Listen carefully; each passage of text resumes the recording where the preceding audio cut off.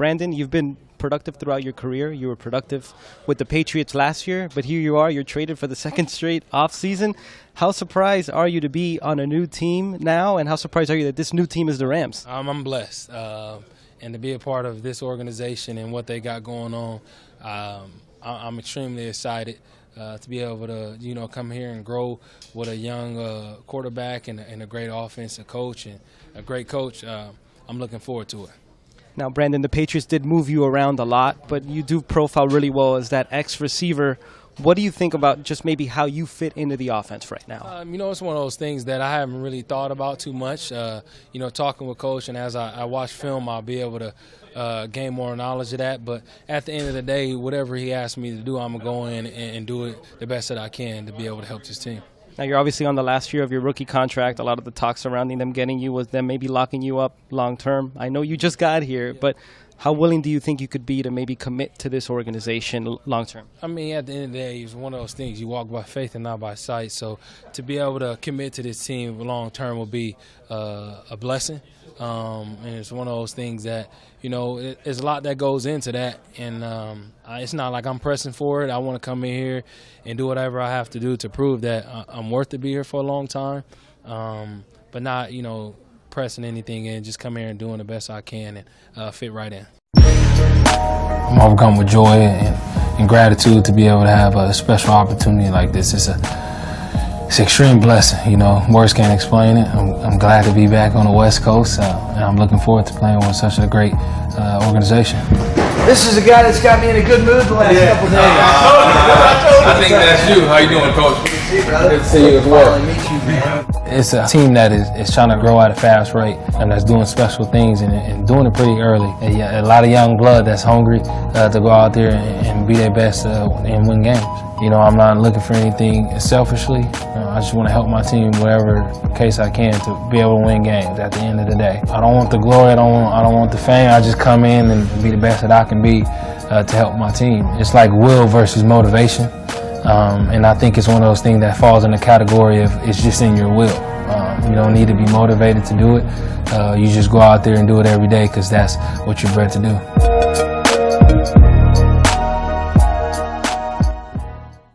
We got a full house.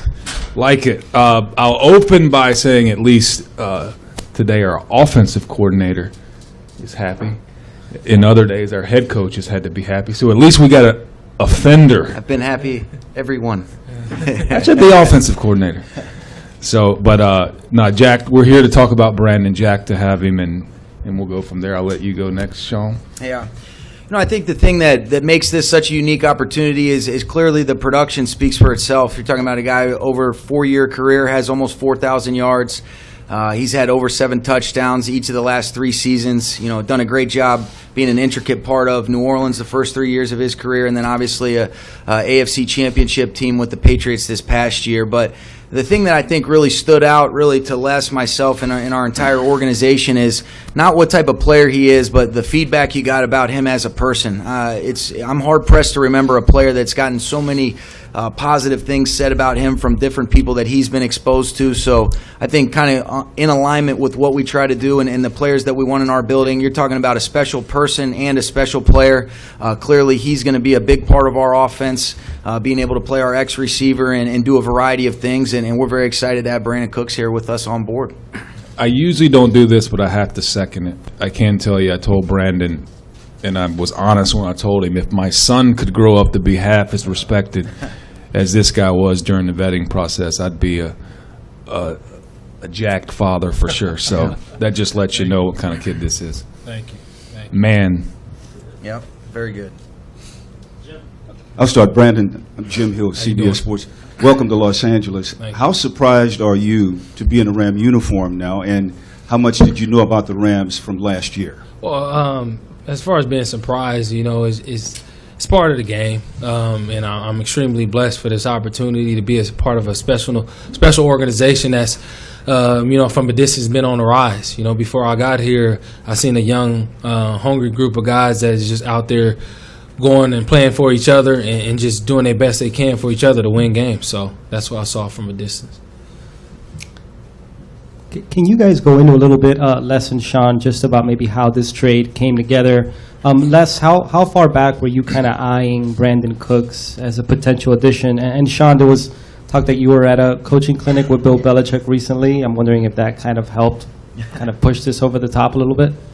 I think it started probably before the 2017 season, probably at the Combine 2017, and he was a Saint at the time.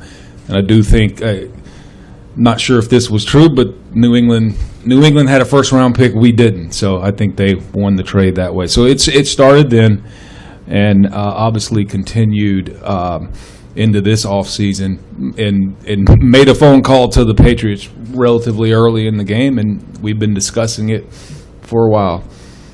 Yeah, a lot of the same. It's been a good dialogue. I think the one thing, the Patriots have been great to deal with. Les and Nick have done a great job kind of having that dialogue, and then fortunately myself and Coach Belichick, but really with the Patriots as a whole, they've been great to work with, to be able to get this done, and we're very happy on our end for sure. Was that anything that made this happen, though, you and Bill? We had a chance to, really just touch base before then. We saw each other at the coaches clinic, but that wasn't anything that like closed the deal or anything like that. It's a fun story, but we just both happened to be there, and it was good seeing him at that. I think I did text Sean, make sure you maybe mention something to Bill while you're there. Don't just talk football. Hey, Brandon, Steve White with the NFL Network. Yes. Right here. Look, you've got to play with Drew Brees and Tom Brady. Now you get to play with Jared Goff. You've been working out with him. What's it like if by comparison working out with Jared, and also seeing the offense? You've been in two great offenses, but seeing what Sean does with his offense now coming into that system as well. Well, I've been fortunate to play with two great quarterbacks. Wouldn't trade it for the world. Those opportunities coming in as a young guy, playing with Drew and Tom, the guys that taught me the game as a young athlete, and then now being able to be with a guy like Jared. I'm extremely excited about the opportunity to be able to grow with a young guy. I'm young myself. To be able to start that rapport this offseason, I think is going to be extremely huge, and I look forward to it. I look forward to getting work right away. Absolutely. Brandon, over here, kind of been a whirlwind for you the last year or so, getting traded twice. And I know business is going to take care of itself, but are you hopeful that this is now the permanent home? This is where you want to be long term? Well, like you said, it's part of the game. It's the business of it. But so much respect for Bill and that organization on how they went about it. And now being here with Coach McVay and Les, it's a special opportunity. And to be closer to home, being back on the West Coast where the sun is shining every single day, you can't complain about that. And so as far as making his home, absolutely, I love to do that. And at the end of the day, that will take care of itself as well. I just want to come in, go to work, and do what I have to do to help this team win. Sean, I know you guys had interest in Brandon, like you said, going back a year, but particularly when you knew that Sammy wasn't coming back or suspected it, did you know you wanted to go out and get somebody for that X spot? Was that a priority? Yeah, I think it was. Les and really our coaching staff and our personnel staff, we've had great dialogue in terms of kind of how we wanted to be able to fill that void left by Sammy. And whether you're looking at it through the draft or some possible trades, credit to Les and being able to get that dialogue going. And kind of like what we said, we've been a fan of Brandon's game for a long time. He's played in two offenses that, I have a lot of respect for Sean Payton and what Coach Belichick and Josh McDaniels have done consistently. And so we're always studying their tape and even going back to when he and Mannion were balling back at Oregon State. So this is something that, he fits really kind of in any system. This guy can play, but I think specific to some of the things that we look for with the traits and the characteristics from our ex-receiver, being able to take the top shelf off the coverage, being able to win on some underneath ISOs when you're getting bump coverage. He's put that on tape, really over the last 4 years, and that was something that we were excited about. And when we had the opportunity to potentially acquire him, we wanted to be aggressive about, pursuing that. Hey, Brandon, can you go into a little bit over here? Yep. Can you go into a little bit your throwing sessions with Jared Goff? Just maybe how that started, how often that takes place, and what has that been like? Yeah, I don't know how that came about. Jared and I, we met a few times prior to this. We're fortunate enough to have the same agent, so we've been around each other in that aspect. I've seen him throw, and as far as getting together, we plan on doing that soon. So ask me in a couple weeks, and I'll let you know. Yeah, it's a good story, but it didn't happen. Les, Why would we ruin a good story for the truth? He said this dynamic workout is really what put it over the top. The facts don't sell. Les, just the aggressiveness. You talked about the aggressiveness and making trades and doing things, but trading away another first-round pick. If you could explain that, and then the perception that this is a pushing all the chips in to win in 2018. When we also see that you've got young players join this roster, it seems like there's a little more of a long-term plan. Could you kind of explain, just with all the moves that you've made, the short, long-term plans? I think, simply put, 2018 is important. We definitely want to repeat as NFC champions. But like you mentioned, I even think, Vincent, you may have written something this morning, that a lot of the players we've acquired are young and, let's call it, have evolved to be in the prime of their careers.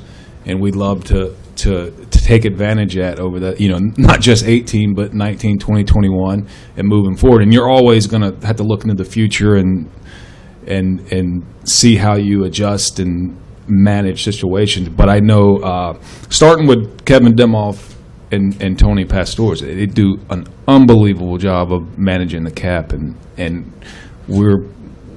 we have plenty of space over the next few years to, lock up these guys for the long term and then have this core together. And that's the goal. But, yeah, 2018 is important. 19 is very important. And I think Sean and I have been saying the whole time that, guess what? It's 18, but we're still 11 wins behind the 17 season. So just because we've had let's call it a flashy 2018 offseason doesn't mean that we're any better this year than we were last year, because we're 11 games behind last year's teams. But it's up to us to start here in the next couple weeks like we did last year and make sure we win 12 or more. Les and Sean, with the addition of Brandin, we're going to have Sue in here tomorrow. How is this affecting what's happening with Aaron Donald? And what's kind of the situation with him? Again, we know that we've got good dialogue with their agents. I'll keep all of that in-house, but none of it affects Aaron Donald. I mean, he's one of 53, and as I've said plenty of times before, we've got that budgeted into the budget. We didn't do all of this and forget about him for sure. And Brandin, what do you feel like you bring to the Rams? And you've seen it from afar. I'm guessing you've probably studied it a little bit.